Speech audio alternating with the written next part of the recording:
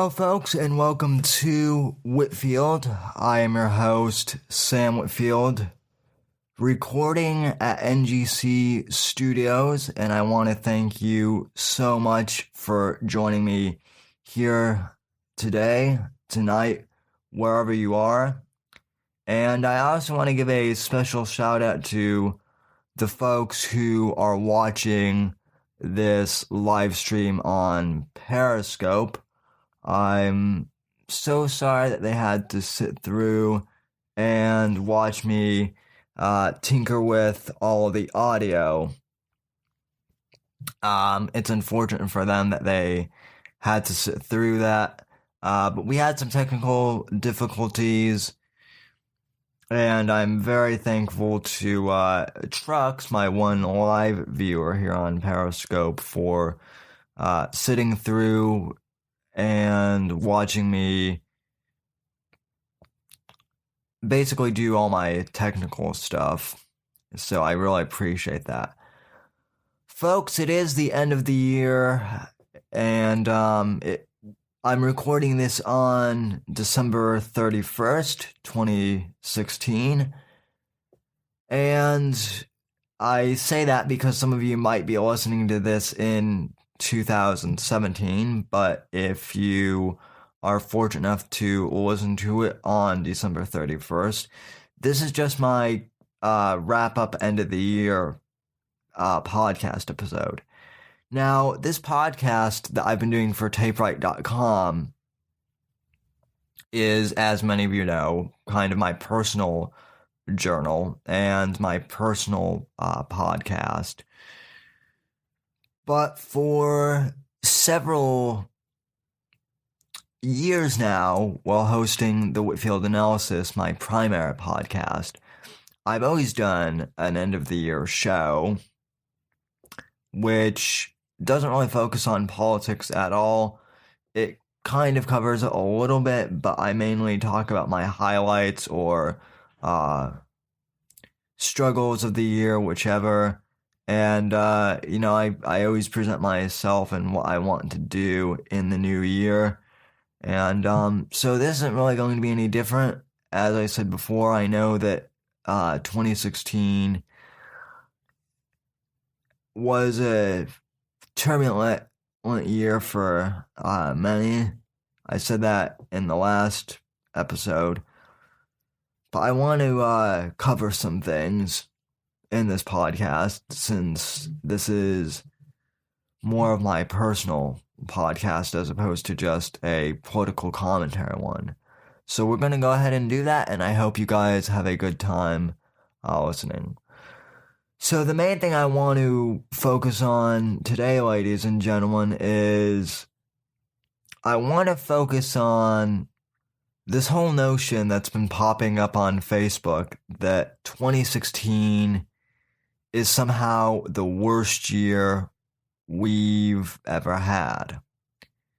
This is a notion that's been flying around on Facebook for months and months and months now. And honestly, folks, it's a little bit of an overblown statement. Honestly, I know that for many people, 2016 was certainly a different year, certainly a unique year. But honestly, all these people who are going on Facebook and suddenly saying, oh, well, 2016 is the worst year ever. They say it so dramatically. I don't think it's true at all. I think a large portion that it was, people who are either obsessed with all the celebrity deaths that happened in 2016, or they're upset about the election results. They're upset that Donald Trump won the U.S. election. And I'll cover those two things here in a bit, but I want to give you some perspective on where I'm coming from, because I personally don't think 2016 was all that bad of a year, and I will explain why. For me personally, 2016 was actually a pretty good year. This year, I turned 21, in January, I had my best friend flown down for my birthday. This friend of mine, Luke, he and I have been best friends since kindergarten. We've known each other since we were 5 years old. So it was really special for him to be able to fly out from Colorado all the way here to Florida to celebrate my 21st birthday. We went out to a pub and drank Guinness together. My grandparents were there. My uncle on my mom's side was also there. And it was a great gathering with a bunch of close family friends, and we had a great time. So that was one highlight of my year. Another highlight was I met another great guy. I made a couple new friends this year in 2016. I made friends with this guy out here in Florida by the name of Brandon Fullis, who is a big fan of my podcast. And he and I met because his dad does business with my mother, and he and his dad just moved to Florida not even a full year ago. And so my mom introduced Brandon and I, and we hit it off immediately, and we've become pretty close friends, and our friendship is still developing. And then I traveled to New York City in the spring with my mother, and that was always great. I've been to New York City 6 times, as I've said before, and each time I just continue to fall in love with the city. It really is beautiful, ladies and gentlemen, and it's always an honor to be there. And then in August, I flew out to Michigan to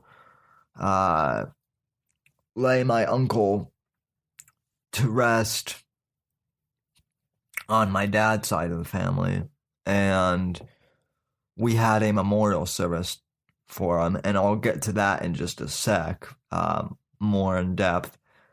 But I got to see a whole bunch of extended relatives and folks I hadn't seen in years, so it was really nice. And then in terms of politics, obviously, if you've been following me, you will see that Joshua Johnson, Gabe Ikebani, and Adam Hill and we initially founded American Watchmen in July, which is our political website. And although we haven't done much admittedly yet, because during the election all of our schedules got pretty hectic, we're launching some pretty big projects, and I'm very excited to see where that organization goes. We've done some pretty cool things so far, but I think 2016, I think 2016 was a great start for us, and I think 2017 is going to be even better.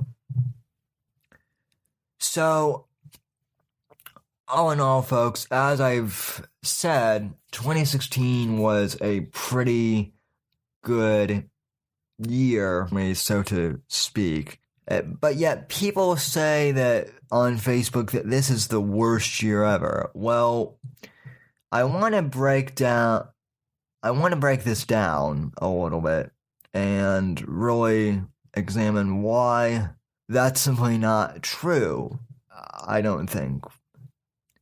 Okay, so one of the things that people on Facebook have been talking a lot about is how all these celebrities and their childhood icons have passed away. So let's examine that real quick, shall we? Yes, it's true that we had a ton of icons that passed away in 2016. We had folks like David Bowie was the first one to pass away in January. Alan Rickman, the actor, passed away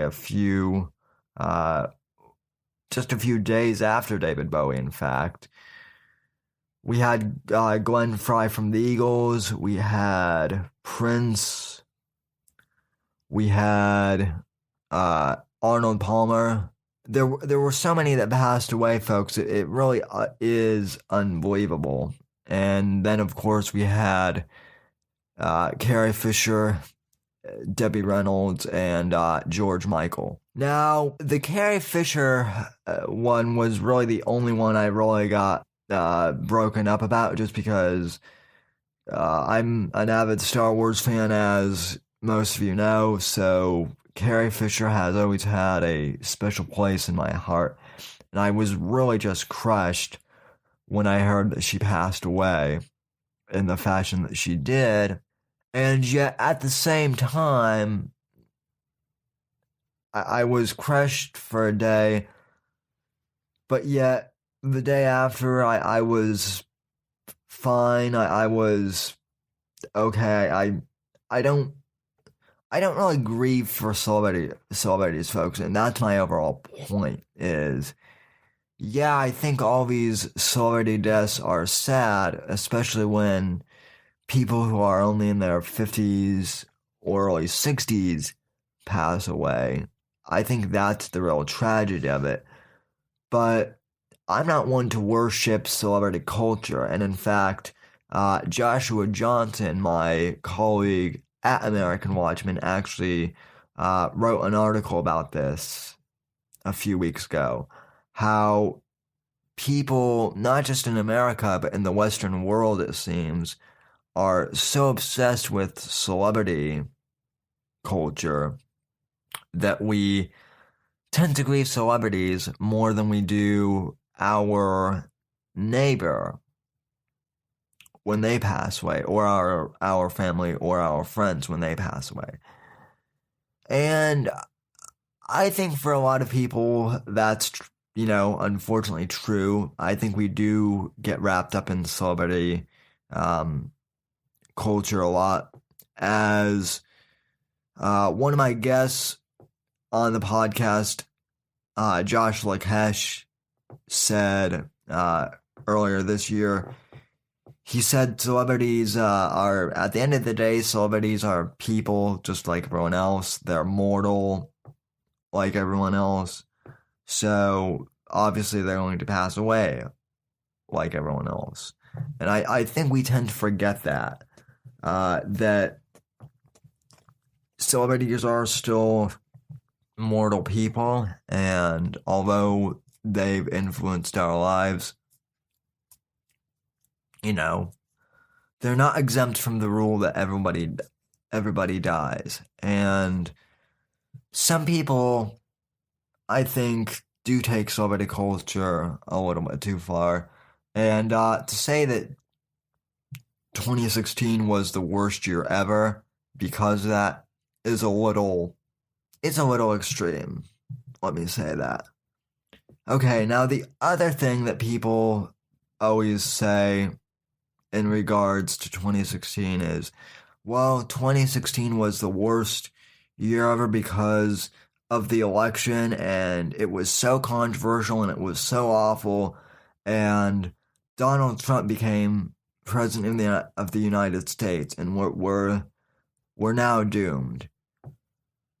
Well, I don't want to get too political here, folks, but hey, the fact that Donald Trump won the election does not mean that the end of the world is near. We're not even close to the end of the world, I think. So that really doesn't even count for anything. I honestly don't even think that Donald Trump has that much power to determine the end of the world, or whether or not a year is crappy or not. That's what all of his critics on Facebook and social media seem to be saying.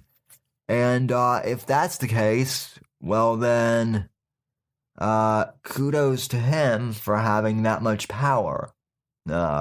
Actually, if he can singularly determine whether or not a year is crappy or not, well then, gee, that's actually pretty damn amazing, if I do say so myself.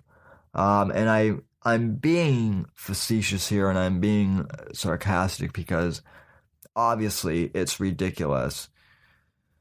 But I want to bring some other perspective into this as well.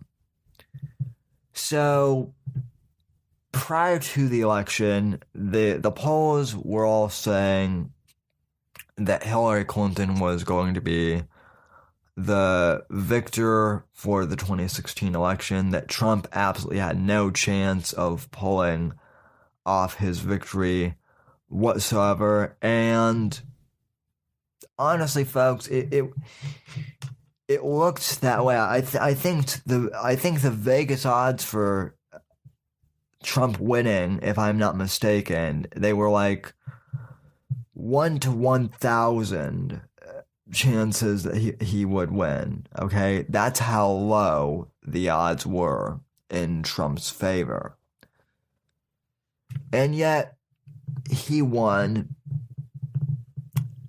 And prior to his victory, when it was still undetermined whether or not he would win, I had made a personal decision for myself that if Trump lost the election, which seemed pretty evident at the time that he would lose, I'm not going to let the election affect my life detrimentally. Yeah, I'll be disappointed, but Hillary is going to win, it seems. So, yeah, I'll probably be disappointed, but the day after she wins, I'll just get up and do my thing and continue writing and continue recording podcasts and do my thing and continue promoting conservative values where I can. That was my mantra if Trump lost, and it's my mantra still, even though Trump has won, I'm not done yet. In fact, not only am I done, I'm just getting started. So, it's all perspective and it's all how you perceive things, I believe, ladies and gentlemen. And in regards to all the people saying that Trump's election is awful, that's what they say about every president, ladies and gentlemen.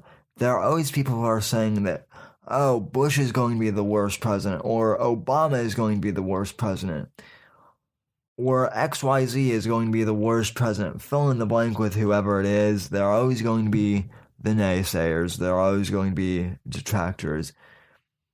And yeah, I do think Obama was a pretty crappy president at the end of the day, but the world didn't blow up under his command.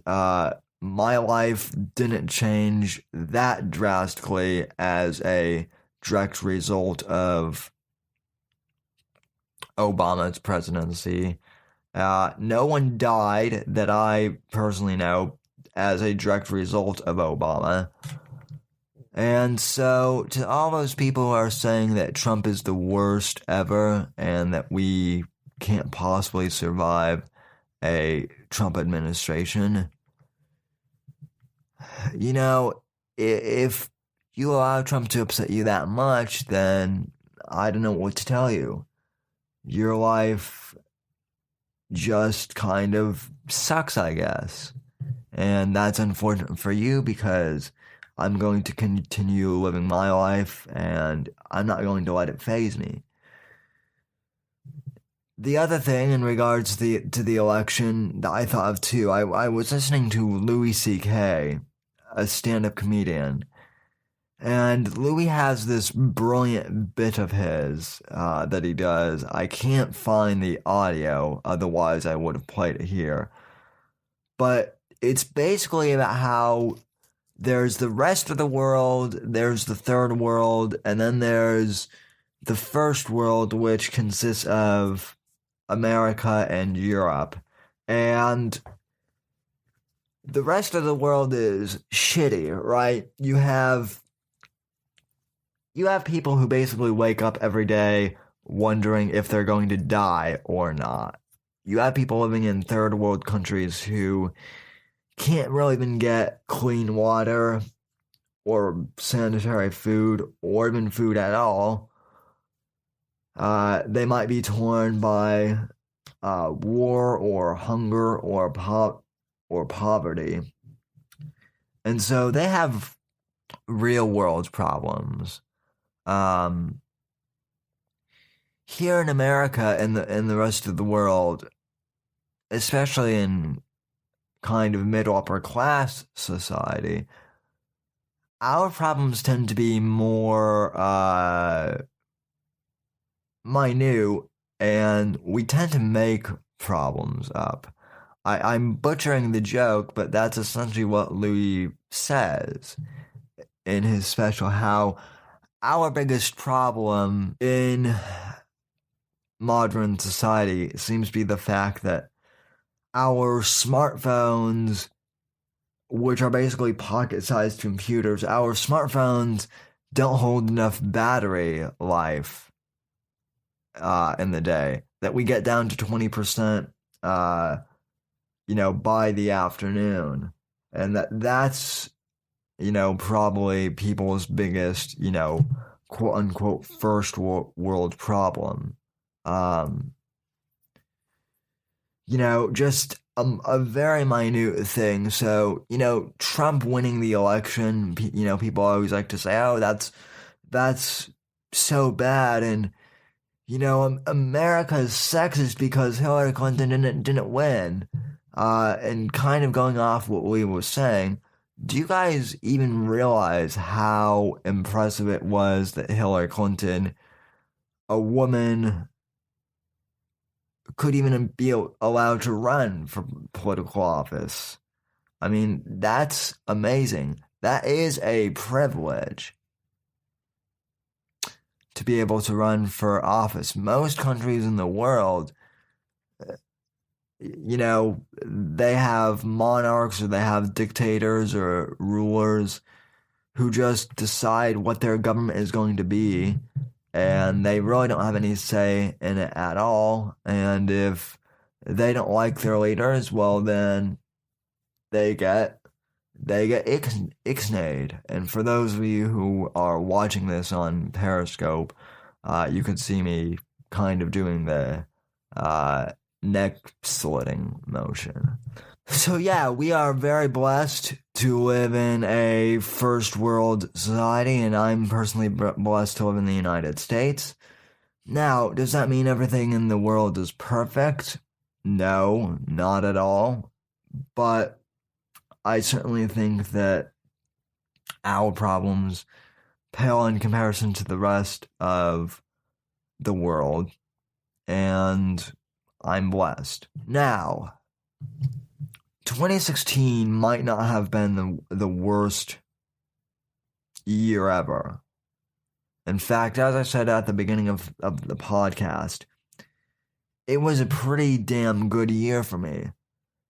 But 2015, for me personally, was actually a very crappy year due to the fact that my beloved uncle on my father's side of the family, my oldest uncle, he's my favorite, he was only 64 years old, and he passed away of liver failure due to alcoholism at the age of 64, a week before Christmas.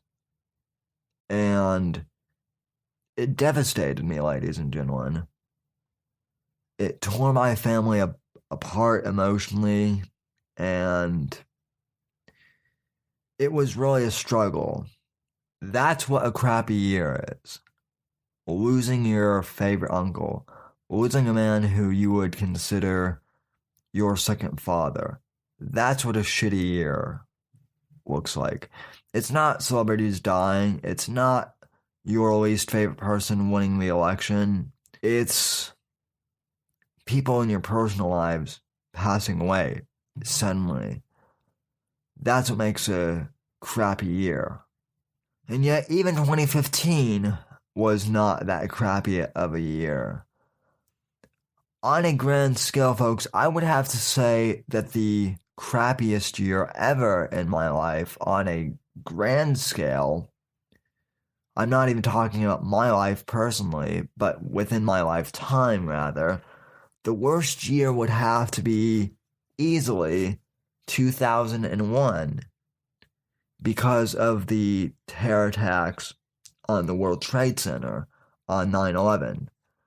Now I was 6 years old when that happened. I was in first grade, and I really, obviously at the time, I didn't understand the magnitude of what happened and how it would affect us. But if you think about it, 9/11 really was, the event that made 2001 a shitty year.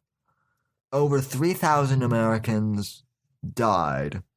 The international economy was plunged into darkness, the likes of which it had never seen before. Thousands of millennials in New York City, my generation, lost their parents because of the World Trade Center attacks. Public transportation, as we know, changed. Air travel changed. National security changed. 2 global wars against terrorism were started as a result of 9/11. The emergence of radical Islamic terrorism really became a prominent thing in the US and globally, in fact, as well. 2001 changed the world forever, and not in the best way, because of 9/11. 15 years later, we're still dealing with the fallout from 9/11. There are still people who survived the World Trade Center attacks who are dealing with that trauma to this day. For them, that was the worst year ever. And it was the worst year for America ever. At least in my lifetime, it has been. So yeah, you want to talk about a bad year? Look back to 2001. Folks, so that's my end of the year 2016 special. As I said before, I really don't think 2016 was that bad of a year. I actually think it was pretty good for me personally. I would like to hear your comments, what you guys think of this podcast. Also, whether or not you guys on Periscope, like what I was talking about today too, do you think I should do more live broadcasts or what? Alright, folks, so I'm going to be doing a New Year's podcast in the new year, but I want to take some time just to thank all of you for listening to Whitfield this year and for listening to the Whitfield Analysis. It's been great fun to do this podcast. I want to thank the team at Tape Right for hosting my podcast and for allowing me to be a part of the team. It's been fun. I can't wait to keep developing the platform.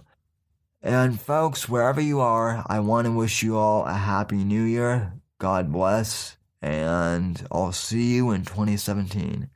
Thank you for listening, and have a great rest of your year.